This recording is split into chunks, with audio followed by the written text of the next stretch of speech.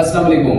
Healthful living journey में खुश आमदीद। नाज़रीन, माह रमज़ान मुबारक के तीसरे रोजे में बहुत सारे लोगों का एक कॉमन क्वेश्चन कमेंट सेक्शन में, व्हाट्सएप कॉल पे, वीडियो कॉल पे या हमारे प्राइवेट नंबर पे बहुत ज्यादा लोगों का एक क्वेश्चन है कि हमें ऐसी एक्सरसाइजेस बताई जाएं कि फुल बॉडी को हम एनर्जेटिक रख सकें। सर के बालों से लेके हम पैरों के नाखूनों तक जो है सारा दिन भरपूर जो है अपने आप को एनर्जेटिक महसूस करें, अपने जिस्म में ताकत और पावर महसूस करें। तो आज की इस वीडियो में हम आपको उन एक्सरसाइजेस के बारे में बताएंगे जिन एक्सरसाइजेस को करके आपका सर्वाइकल का मसला हो, सार्कोपेनिया का मसला हो, upper body, lower body, medial body का मसला हो, इसके अलावा पेल्विक जॉइंट, सैक्रोइलिक जॉइंट का इश्यूज हो, काफ मसल्स का मसला हो या आपके दीगर नी जॉइंट्स का मसला हो, इंशाल्लाह इन एक्सरसाइजेस को करके हल हो जाएगा। लिहाजा बिना टाइम वेस्ट किए आइए आपको इन एक्सरसाइजेस की तरफ लिए चलते हैं। तो नाज़रीन, पहली एक्सरसाइज, अगर आपको माह रमज़ान मुबारक में सहर के वक्त या अफ्तार के वक्त या सारे दिन रात की एक्टिविटीज में बेरामी की वजह से, जगराते की वजह से, नींद ना पूरी होने की वजह से स्ट्रेस, एंजाइटी, डिप्रेशन का मसला पैदा हो रहा है, सर भारी भारी लग रहा है, सर्वाइकल का मसला बन रहा है, आपकी गर्दन के पट्टे खिंचाव का शिकार हो रहे हैं, तो आपके लिए ये ऐसी एक्सरसाइज है जिससे आपको सर्वाइकल का मसला या गर्दन के पट्टों का जो तनाव है वो कम करने में मदद मिलेगी। अब इसके लिए आपको करना क्या होगा, आपने बिल्कुल स्ट्रेट पोजीशन में इस तरह से बैठना होगा। इस तरह से बैठने के बाद आपने पहली एक्सरसाइज जो कि सर्वाइकल गर्दन को सेहतमंद रखने के लिए, गर्दन के तनाव को कम करने के लिए है, इसमें आप कमर बिल्कुल सीधी रखेंगे, दोनों टांगों को जो है वो क्रॉस लेग करके बैठेंगे।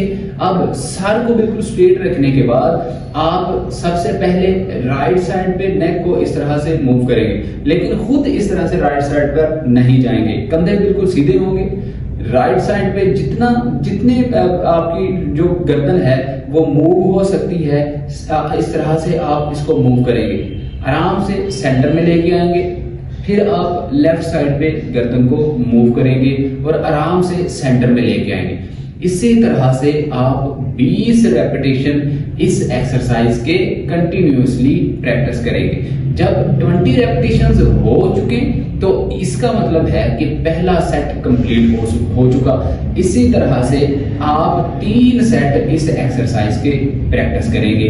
इसी की एक्सटेंशन एक्सरसाइज में बिल्कुल स्ट्रेट पोजीशन में कमर होगी, गर्दन भी सीधी होगी। अब आप क्लॉकवाइज गर्दन को मूव करेंगे इस तरह से 1 2 3 4 5 10 टाइम्स क्लॉकवाइज और 10 टाइम्स ही एंटी क्लॉकवाइज आप गर्दन को मूव करेंगे। इस तरह से 10 टाइम्स जब मूव कर चुके हैं तो एक सेट कंप्लीट होगा। इसी तरह से 3 सेट कंप्लीट करेंगे।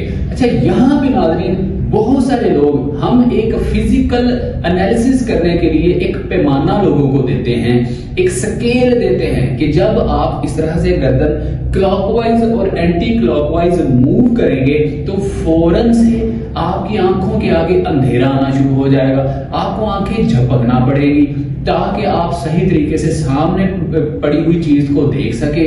अगर इस तरह की कैफियत आपके साथ होती है, कंडीशन से आपको गुजरना पड़ता है, इसका मतलब ये है कि आने वाले वक्त में आपको डिमेंशिया, हाइपरटेंशन, याददाश्त की कमजोरी, मेमोरी लॉस, ब्रेन हेमरेज या ब्रेन नर्व्स में ब्लड क्लॉट के बनने के चांसेस हो सकते हैं। तो ये आपने थोड़ा सा अपना एनालिसिस जरूर करना है कि गर्दन को अगर क्लॉकवाइज, एंटी क्लॉकवाइज करने से कोई प्रॉब्लम आ रही है तो इसका मतलब ये है कि सर्वाइकल स्पाइन्स जो आपके हैं, स्पाइनल कॉर्ड्स जो आपके हैं, इनमें भी कमजोरी आ सकती है। वक्त गुजरने के साथ साथ कमर आपकी कमजोर हो सकती है, रीढ़ की हड्डी कमजोर हो सकती है, जो आपका हराम मगज है वो भी मुतासिर हो सकता है, आपकी नजर कमजोर हो सकती है। तो ये सारी की सारी कॉम्प्लिकेशंस गर्दन के स्पाइनल कॉर्ड्स के वीक होने की वजह से लिहाजा ये एक्सरसाइज बहुत ज्यादा मुफीद है, इनको आपने रोजाना की बुनियाद पर प्रैक्टिस करना जरूरी होता है। अब तीसरी एक्सरसाइज में आप इसी तरह से बाजू स्ट्रेट पोजीशन में रखेंगे। अब बाजुओं की जो पोजीशन है इस तरह से आप रखेंगे, मतलब जो शोल्डर्स हैं, शोल्डर्स की स्ट्रेट पोजीशन में आपकी एल्बो जॉइंट्स होंगी इस तरह से। अब आप क्या करेंगे, कंधों को पीछे की जानिब खींचेंगे। अब आप दोनों कंधों को पीछे की जानिब क्लॉकवाइज मूव करेंगे, इस तरह से क्लॉकवाइज मूव करेंगे 20 टाइम्स क्लॉकवाइज और 20 टाइम्स ही एंटी क्लॉकवाइज आगे की जानिब कंधों को मूव करेंगे। ये बहुत इफेक्टिव एक्सरसाइज है। इससे आपकी गर्दन के इर्द गिर्द जितने भी मसल्स हैं, नर्व्स हैं, इनमें जितनी भी स्टिफनेस होगी, अकड़न जकड़न होगी, वो दूर हो जाएगी। तो याद रखिए कि जो आपके गर्दन के पट्टे हैं, इनका सही होना, इनमें स्टिफनेस का ना होना, सॉफ्ट एंड स्मूथ होना, ये आपको एंजाइटी, स्ट्रेस, डिप्रेशन से बचा के रखता है। 110% जिनको एंजाइटी, स्ट्रेस, डिप्रेशन होती है, उनको आप कहकर देखिए कि गर्दन को आप घुमाइए, गर्दन को राइट लेफ्ट कीजिए, कंधों को पीछे और आगे इस तरह से मूव कीजिए, उनसे हो ही नहीं पा रहा होगा। यानी गर्दन के पट्टे इस कदर स्टिफनेस का शिकार हो चुके होंगे कि उनसे कोई मूवमेंट नहीं हो रही होगी। हराम मगज मुतासिर होता है, दिमाग मुतासिर होता है, जिससे एंजाइटी, स्ट्रेस, डिप्रेशन में हैरत अंगेज तौर पे इजाफा होता है। तो इस तरह से 20 टाइम्स क्लॉकवाइज और 20 टाइम्स ही आगे की जानिब एंटी क्लॉकवाइज अपने शोल्डर्स को आप मूव करेंगे, तो ये एक्सरसाइज आपकी कंप्लीट होगी। नेक्स्ट एक्सरसाइज में आप बिल्कुल स्ट्रेट पोजीशन में ही बैठेंगे।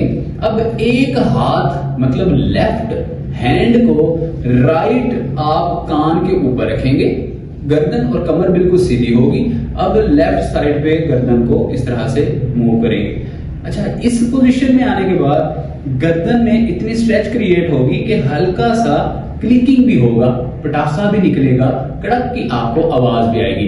घबराने की बात नहीं है, ये बेसिकली नर्व्स और मस्कुलर स्टिफनेस की वजह से आपके जो गर्दन के पट्टे हैं इनमें एयर बबल बन जाते हैं, और एयर बबल जब क्रैश करते हैं, जब ब्लास्ट करते हैं, तो उसकी ब्लास्टिंग वॉइस पैदा होती है। फिर इसी तरह से आपने राइट हैंड के साथ लेफ्ट ईयर के ऊपर हाथ रखना है और राइट साइड पे मूव करना है। इस तरह से 10 रेपिटेशन आप इस एक्सरसाइज के प्रैक्टिस करेंगे तो आपको सर्वाइकल कॉर्ड में जितनी भी स्टिफनेस होगी कम होगी।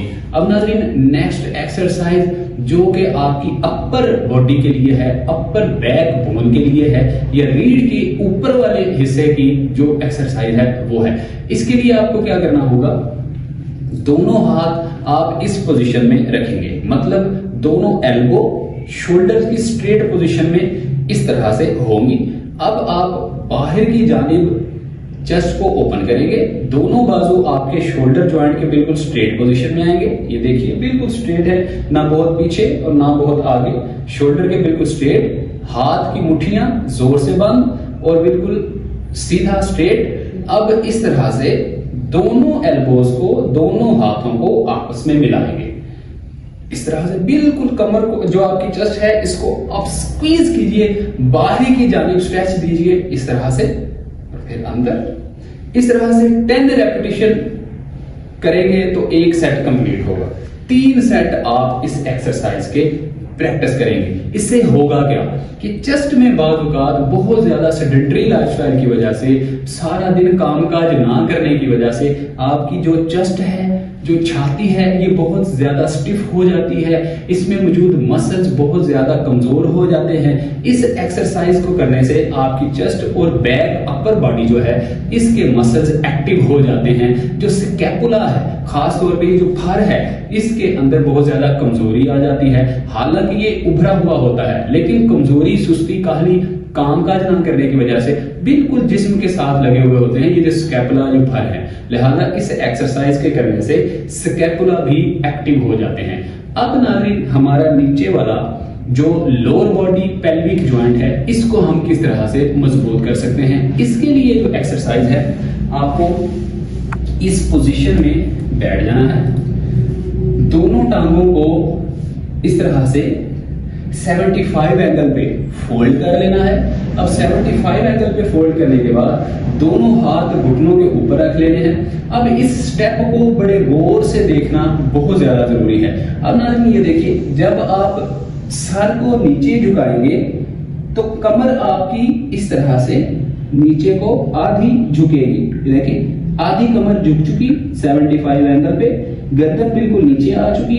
अब आपने जब गर्दन ऊपर को उठानी है फिर पीछे फेंकनी है तो आपकी कमर अंदर की जानिब मूव हो रही है। अब इस तरह से इस एक्सरसाइज को 10 रेपिटेशन के साथ आप प्रैक्टिस करेंगे। जब 10 रेपिटेशन हो चुके इसका मतलब है कि एक सेट कंप्लीट हो चुका। इस तरह से 3 सेट आप इस एक्सरसाइज के प्रैक्टिस करेंगे।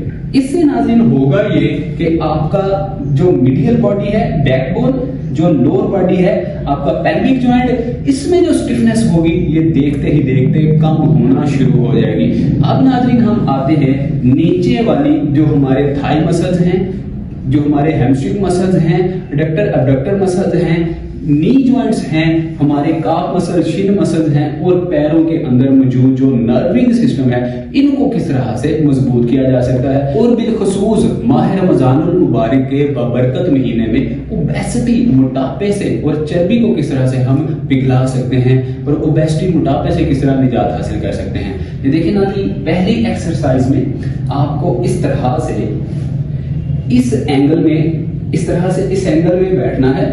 दोनों हाथ जो आपका सर है, सर के पीछे इस तरह से बांध लेने हैं। अब दोनों टांगों को जिस तरह से बच्चा क्रॉलिंग करता है, बच्चा जिद करता है, तो दोनों पांवों को इस तरह से, न्यू बर्न जो बेबी होता है दोनों टांगों को हिलाता है, आपने भी इस तरह से दोनों हाथों को, दोनों टांगों को इस तरह से हवा में मूव करना है। तकरीबन 5 मिनट कर लीजिए, 1 मिनट कर लीजिए, 30 सेकंड कर लीजिए, जितनी आप में एबिलिटी है आप कीजिए। अब इस एक्सरसाइज से होगा क्या, बहुत ज्यादा आपके पेट वाले हिस्से पे, टमी फैट पे असर पड़ेगा। जितनी भी नर्व्स हैं, इंटेस्टाइन हैं, अंतड़ियां हैं जो गुच्छा बन चुकी हैं, बहुत ज्यादा गुत्थन गुत्था हो चुकी हैं, गिरा बन चुकी हैं या सुड्डे बन चुके हैं, ये आहिस्ता आहिस्ता खुलना शुरू हो जाएंगी और ओबेसिटी तेजी से कम होना शुरू हो जाएगी। अब नाज़रीन नेक्स्ट एक्सरसाइज में आप क्या करेंगे, आप स्ट्रेट पोजीशन में इस तरह से लेटेंगे। अब लेटने के बाद आप 1 बाय 1 दोनों टांगों को, पहले एक टांग को 95 एंगल पे फोल्ड करेंगे, दोनों हाथों की मदद से घुटने को पकड़ेंगे, दोनों हाथों से घुटने को पकड़ के आप नाफ के साथ, पेट के साथ लगाने की कोशिश करेंगे। अगर तो ओबेसिटी है तो ये नहीं लगेगा, आपने थोड़ा इसको जोर से दबा के पेट के साथ लगाने की कोशिश करनी है। या पेल्विक जॉइंट में बहुत ज्यादा स्टिफनेस है तब भी यहाँ पे पेल्विक जॉइंट पे आपको बहुत ज्यादा दर्द का एहसास होगा। अब आपने टांग को बिल्कुल सीधा करना है, फिर दूसरी टांग फोल्ड कीजिए, साथ लगाइए, टांग को स्ट्रेट कीजिए। अब देखेंगे जब आप इस तरह से घुटने को फोल्ड करेंगे तो आपको पेल्विक जॉइंट, जो आपका ये वाला कूल्हे का जोड़ है, इसमें बहुत ज्यादा आपको तनाव महसूस होगा, अकड़न जकड़न महसूस होगी, लेकिन आपको सुकून सा भी महसूस होगा। इस तरह से आपने 20 रेपिटेशंस इस एक्सरसाइज के प्रैक्टिस करने हैं। अब नाज़रीन नेक्स्ट एक्सरसाइज में हमें क्या करना होगा, दोनों टांगे बिल्कुल स्ट्रेट करेंगे। अब 1 बाय 1 दोनों टांगों को ऊपर की जानिब लिफ्ट अप करेंगे। 10 सेकंड आप होल्ड कीजिए। होल्ड करने के बाद आहिस्ता आहिस्ता टांग को नीचे की जानिब मूव कीजिए। अब जो नेक्स्ट और आखिरी हमारी एक्सरसाइज है, इस एक्सरसाइज में दोनों टांगे इस तरह से 95 एंगल पे हम फोल्ड करेंगे। अब 95 एंगल पे टांगों को फोल्ड करने के बाद दोनों पैर आपस में मिलाएंगे और घुटनों को हम बाहर की जानिब मुकम्मल पूरा खोलेंगे, इस तरह से स्ट्रेच देंगे। गोया कि इसको हम बटरफ्लाई एक्सरसाइज भी कंसिडर करते हैं। इस तरह से आप 20 रेपिटेशंस इस एक्सरसाइज के प्रैक्टिस करेंगे। 20 रेपिटेशन के 3 सेट लगाएंगे तो आपकी ये भी एक्सरसाइज कंप्लीट होगी। तो नाज़रीन ये चंद extension flexion and mobility exercises हम आज आपके साथ हमने शेयर की। इन एक्सरसाइजेज को करके रमजान अल मुबारक में आप सेहतमंद, तंदुरुस्त और चुस्त रह सकते हैं। बहुत ज्यादा सुस्ती, काहली, एसिडिटी तेजाबियत से निजात हासिल कर सकते हैं। ओबेसिटी से, मोटापे से निजात हासिल कर सकते हैं। चर्बी को पिघला सकते हैं। ब्लोटिंग जैसे मसाइल कभी भी आपको इन एक्सरसाइजेस को करके नहीं होंगे। असल बात यह है कि इन एक्सरसाइजेस को रमजानुल मुबारक में किस वक्त में, किन औकात कार में करना चाहिए। तो याद रखिएगा, इन एक्सरसाइजेस को नमाज असर के बाद और जो अफ्तारी है, नमाज मगरिब है, इससे पहले दरमियाने टाइम में प्रैक्टिस करना बहुत ही मुफीद हुआ करता है। अदरवाइज लोग ये क्वेश्चन करते हैं कि उस वक्त तो ऑलरेडी बहुत ज्यादा रोजा लगा हुआ होता है। तो भाई यही असल वक्त है जब आपको बर्निंग सेंसेशन पैदा होती हैं, आपकी चर्बी पिघलती है, वजन कम होता है, या एक्सरसाइजेज आसानी से आपसे प्रैक्टिस होती हैं। इसके अलावा आप सहर से पहले या अफ्तारी के बाद अगर थोड़ा सा खाया हुआ हो तो अफ्तारी के बाद भी एक्सरसाइजेज की जा सकती हैं। अलबत्ता सही और दुरुस्त वक्त रमजान मुबारक में नमाज असर के बाद और मगरिब से पहले दरमियाने वक्त में इन एक्सरसाइज को करना बेहतरीन वक्त काउंट किया जाता है। उम्मीद करते हैं आज की हेल्पफुल लिविंग जर्नी की ये वीडियो बहुत ज्यादा आपको इन्फॉर्मेटिव, हेल्पफुल लगी होगी। इसी तरह की हेल्पफुल और हेल्पफुल वीडियोस का नोटिफिकेशन हासिल करने के लिए helpful living journey YouTube channel को बेल आइकन प्रेस करके सब्सक्राइब कर लीजिए, ताकि आइंदा आने वाली वीडियो का नोटिफिकेशन सबसे पहले आपको मिल सके। मिलते हैं अगली वीडियो में। अपना बहुत सारा ख्याल रखिएगा। अस्सलाम वालेकुम व रहमतुल्लाह।